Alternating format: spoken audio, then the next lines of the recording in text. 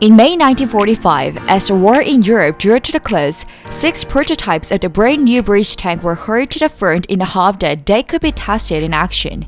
The tank were Centurion, which were to become one of the most successful of all post-war British designs. After years of struggle, Britain has finally produced a well-armed and well-protected battle tank. Sadly, for many British tank soldiers of the Second World War, it was far too late. Germany was defeated, but its tank and anti-tank gun had proved lethally superior to the very end. For much of the Second World War, the British Army was saddled with a succession of tanks that ranged from the bad to the barely adequate. Finally, the Centurion would have been a game-changer but belonged to the post-war world. So why had it taken Britain so long to produce a truly effective tank? The seed of the failure had been planted pre-war when disarmament, economic retrenchment, and the Army's deeply rooted conservatism inhibited the development of the armored forces. There were some experimentations with the development of the mechanized formations, but no real impetus to properly incorporate tank into the Army structure. Nor firm decisions made about the doctrine or what sort of the tank were required. Even if the Britain has previously been pioneered in tank warfare, especially in the World War I, however, the standard German tank of the time were not significantly better but had more effective optics and crew layouts. They could also be more easily outgunned to keep them effective. Then let's make it simple. Even if the Britain had had the world's best tank in their hand, they lacked the imagination on how the tank could change the architecture of the warfare and how could use them as a competitive edge on strategy. While the Britain had clung to the old cavalry, the Germans reorganized the entire formation by measuring the tank force in the middle. That was the major reason why the Germans prevailed in the early days of the World War II. Then let's go one step further. We can easily find similar examples in the business world. It's impossible to speak of the history of camera without Kodak. Kodak was once the 800 gorilla in the world of photography, but after the century of dominance, Kodak's business crumbled and it was forced to declare bankruptcy in 2012. In 1990s to 2000s, the name of the Kodak was once synonymous with camera and film. They were innovators in the industry and the leader of it for 100 years. Kodak first invented the digital camera and they had most of the patents regarding itself. It was not the Apple, Google, or the other tech giants, so we called it as Kodak moment. There might be a series of reasons on the fall of the Kodak moment, but one thing is very clear. Kodak mismanaged its investment in digital camera, overshooting the market trying to match performance of traditional film rather than embrace the simplicity of digital. All of that is moot. The next argument goes because the real disruption occurred when camera merged with phones, and people shifted from printing pictures to posting them on social media and mobile phone applications, and Kodak totally missed that. Then why? Even if the Britain already had gotten the world's best tanks, why they couldn't have used them in the right way? And what is the real and substantial reason for the tragic end of the Kodak moment?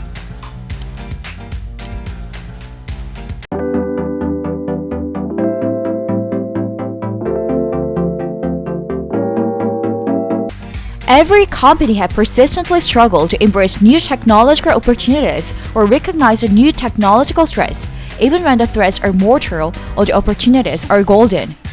Why do some ideas slip out of the grasp of incumbents and thrive in the hands of upstarts?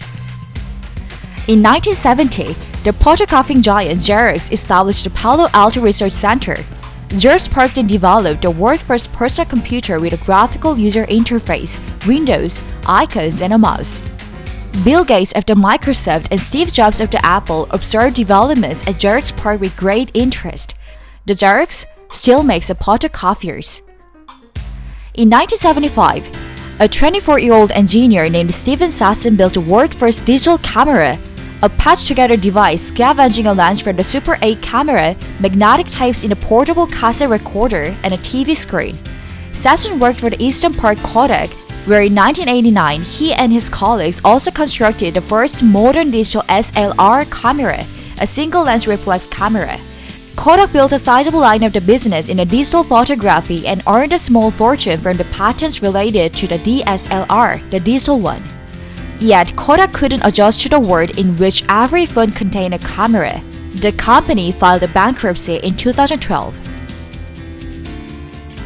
In 1999, Sony launched the memory stick Walkman, one of the world's first digital music player. Sony was armed with the iconic Walkman brand, some of the world's best consumer electronic engineers, and the talent-soaked Sony BMG music label. The memory stick Walkman went nowhere, and 3 years later, it was eclipsed by the product that transferred the fortune of the struggling Apple, the iPod. There is an obvious explanation of all this failure and missed opportunities. People are idiots.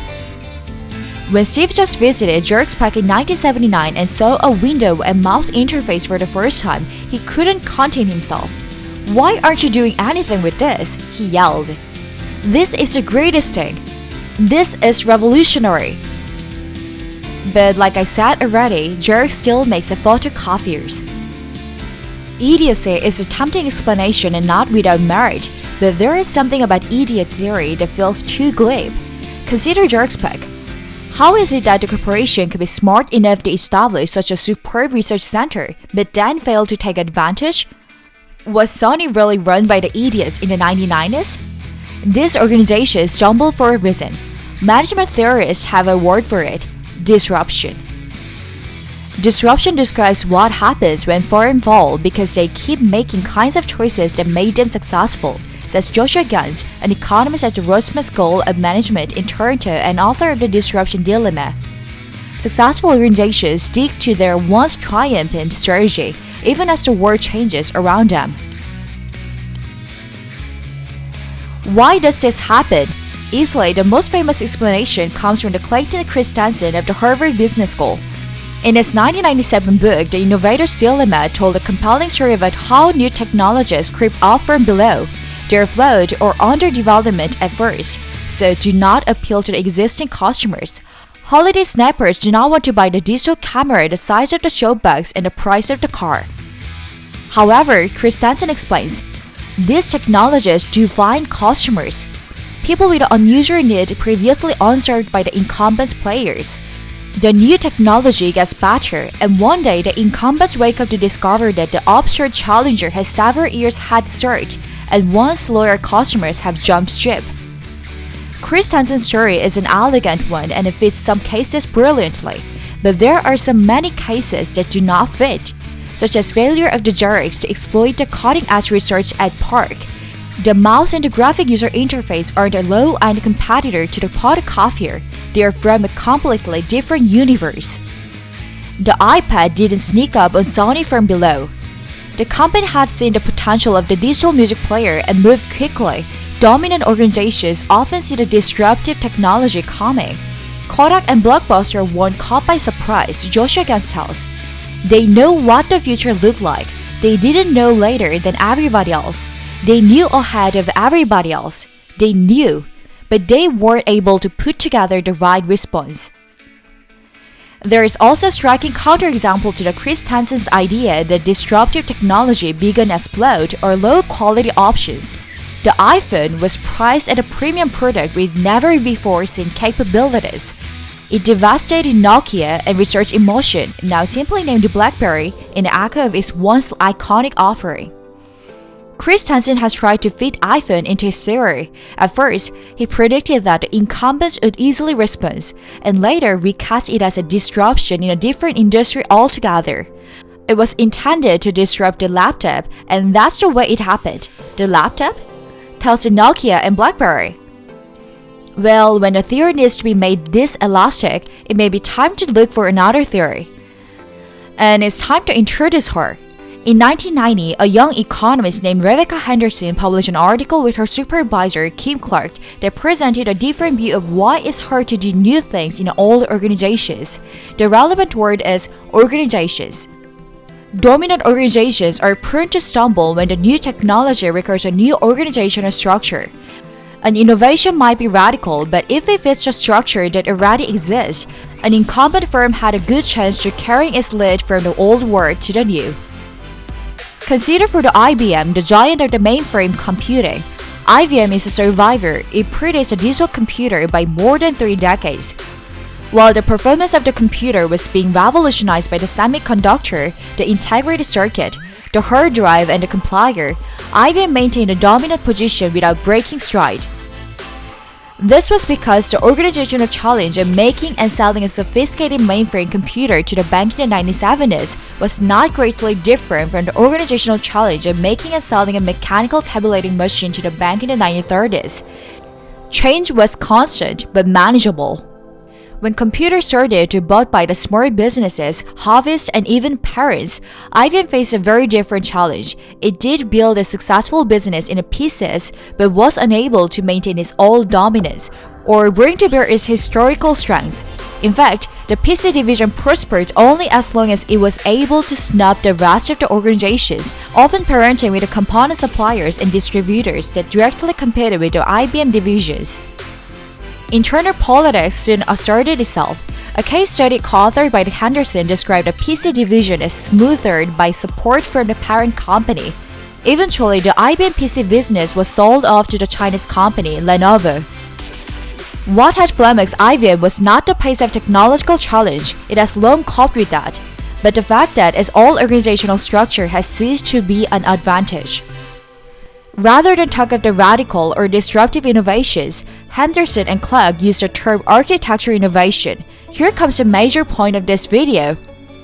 An architecture innovation is an innovation that changes the relationship between the pieces of the problem. Henderson tells, it can be hard to perceive because many of the pieces remain the same, but they fit together differently. An architecture innovation challenges in all organizations because it demands that the organization remake itself. And who wants to do that?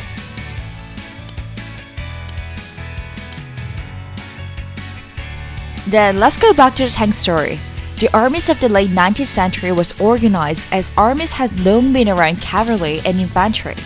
Cavalry units offered mobility, infantry offered the strength in numbers and the ability to dig in defensively.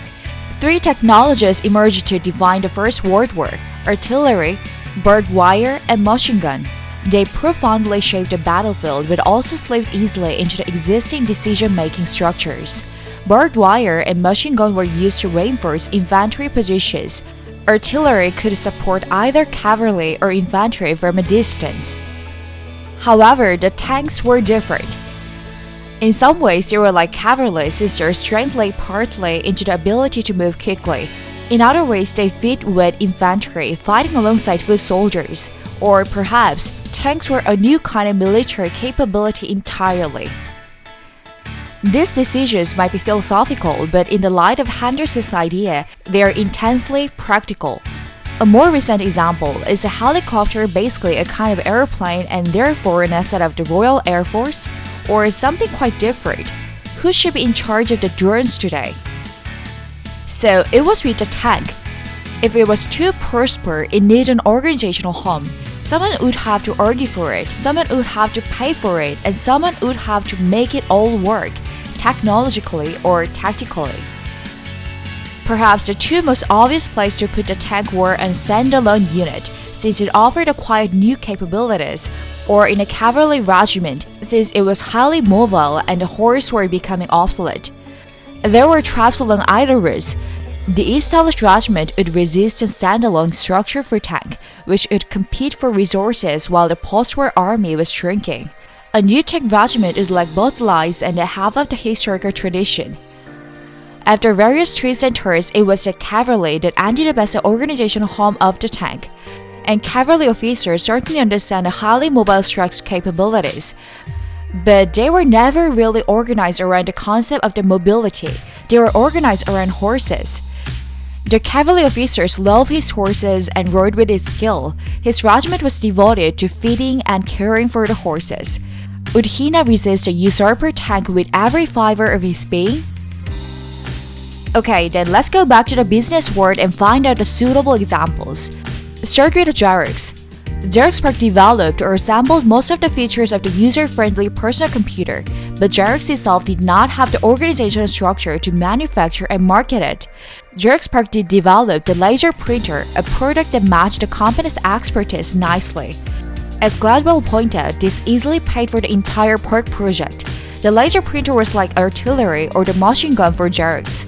It was an existing new technology, but it was not a challenge to the organizational architecture. The personal computer was like the tank. The same was true for the Sony and the memory stick Walkman. As Sony expanded, it produced radios and televisions, video recorders and camcorders, computers, gaming consoles, and even acquired film and music empire. But to keep this spiral management, Sony's later divided into the silos. As Gillian Ted explained in the silo effect, the silo that produced a PlayStation had almost nothing to do with the silo that produced the portable CD players. The memory stick Walkman was like the tank. It didn't fit neatly into any category. To be successful, the silo that had been designed to work separately would have to work together. That required an architecture change that Sony tried but failed to achieve. And for IBM, the shift from the mechanical tabulator to the mainframe digital computer was like the shift from rifles to the machine gun. An awesome step up in the firepower, but a modest adjustment to the organizational capacity. The tank was like the personal computer. It may have been a logical step forward given the technology available, but it requires a different organizational architecture. And lastly, innovate everything. So Rebekah Henderson says that we are now facing the most giant era of architecture innovation. Only the ones embrace and innovate their architecture can succeed and lead the new world like the Apple did. Or they will fail like Kodak, Xerox, Sony did at then. Henderson says that we are now facing the most tremendous tank ever in the history. So what is that? And how could we innovate the entire structure and seize the opportunity and finally be the winner of the history? On the next video, we'll follow up the Rebekah Henderson's idea and find out how to innovate everything and find out the ways to step up and win over. It's not just about stepping up in the tipping point, but it's about building the new world. Like Steve Jobs' Apple opened up the new world of the smartphones, like Jeff Bezos' Amazon opened up the new world of the e-commerce, like Elon Musk's Tesla opened up the new generation of the electric cars.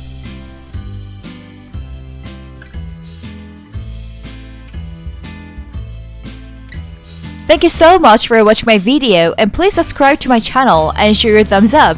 I will hop around the world and bring lots of thousands of funny stories to you guys. And see you again. Bye!